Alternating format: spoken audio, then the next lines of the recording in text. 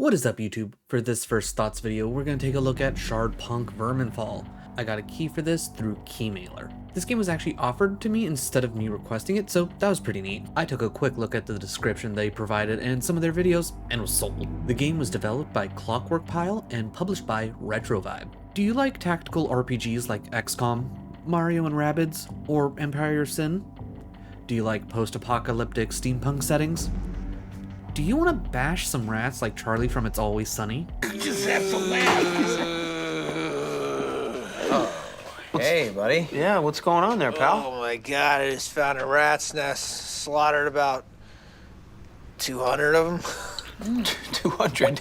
Couldn't be. That's... Christ. It's like whole generations of those things have died at my hands, and mothers, fathers, grandfathers, little baby rats.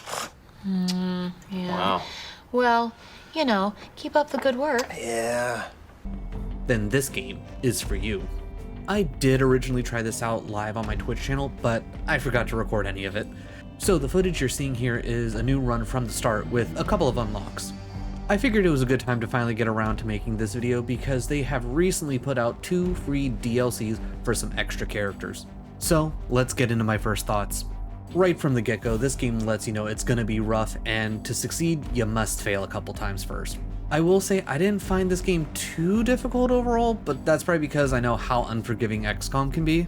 The combat is pretty straightforward, and so long as you've played similar games, it's easy to pick up. Unlike in Xcom, the percentages to hit feel fair. Having a 90% chance to hit something is actually a 90% chance to hit something, not a 90% chance to shoot in the enemy's general direction. Most of the scenarios are going to be get from point A to point B and then defend yourself while you wait for the bunker to open. I tend to play very conservatively and heavily rely on Overwatch, which is also why I probably didn't find this game to be too hard. But good news, this game does have 3 different difficulties, so you can make it as hard or as easy as you want to. The 2 biggest things that make this game especially difficult are the stress meter and the resource management. Every little thing that happens seems to add stress. See new enemies? Stress about it. Take a bit of damage? Stress about it. Heal yourself with a stim? Stress about it. Do your best to keep stress levels low to avoid gaining negative traits that might really hinder your gameplay later on. The resource management can really make or break your game. It's very much a if it rains it pours kind of situation. Game going well and no one's near death? Managing your resources are a breeze. More than 2 people injured and all of a sudden you have to go into triage mode and determine who's expendable.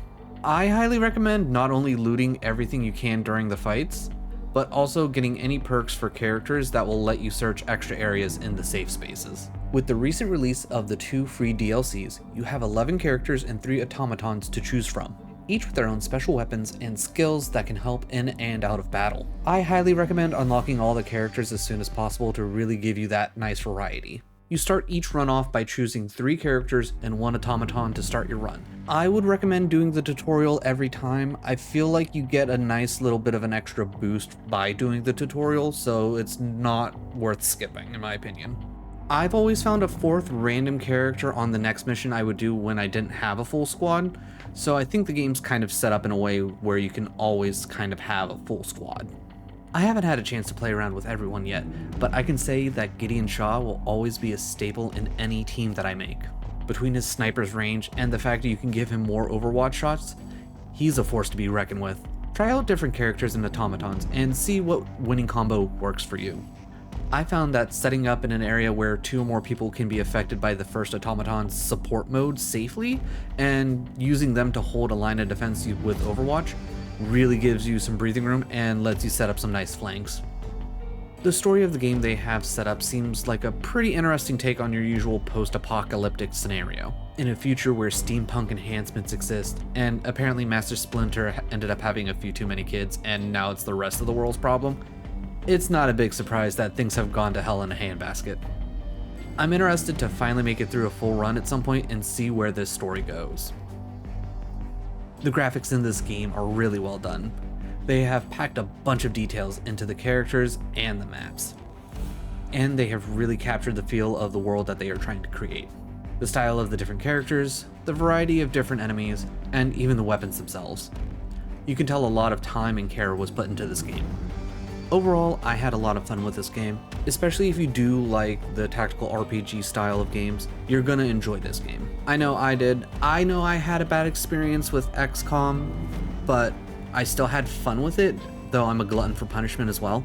I definitely think if this is gonna be your first tactical RPG, this isn't the worst one, because I didn't feel like I was struggling the whole time, like I was when I first played XCOM.